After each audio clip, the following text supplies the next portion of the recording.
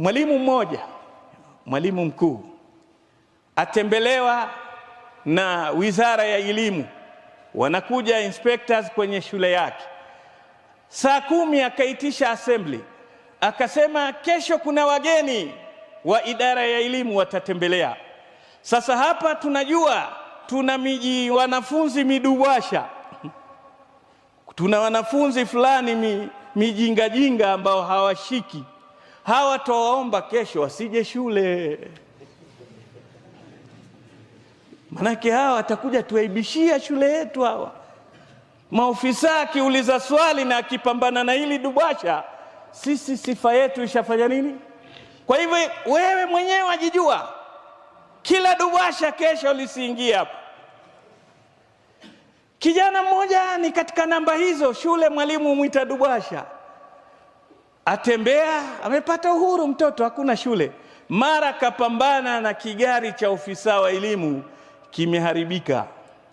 Kaona kigari, jamaa ameinuka, ametoka nje pale, afungua bonnet, akifunga hajui aanze wapi. Yule kijana akasogea, akamwambia, wewe ataka nini hapa? Afikiri atakumuibia kibaka.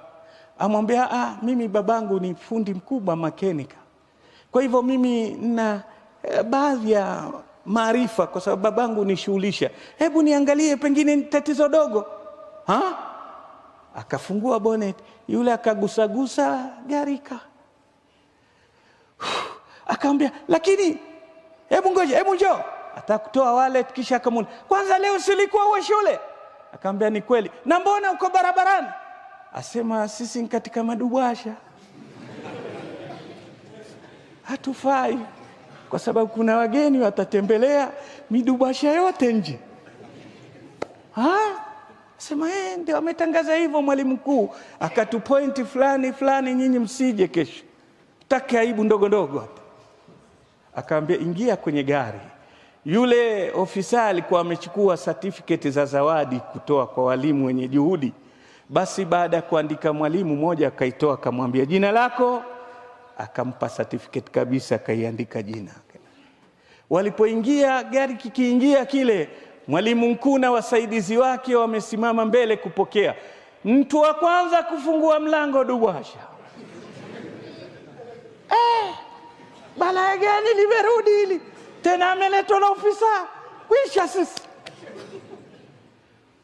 Ofisa kuingia na mahasira, hakuanza lolote, akamwambia, huyu nani huyu? Sema, mwanafunzi wetu. Na mbona uko nje? You know.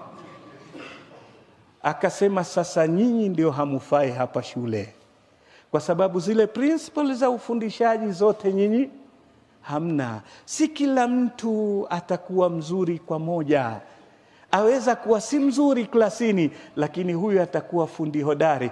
Mlee vizuri hapa, apate discipline, apate awareness ya maisha. Huyu akienda kule, lakini ukimtoa sasa wenda kumfikishia kwa walevi, na huyu shampoteza.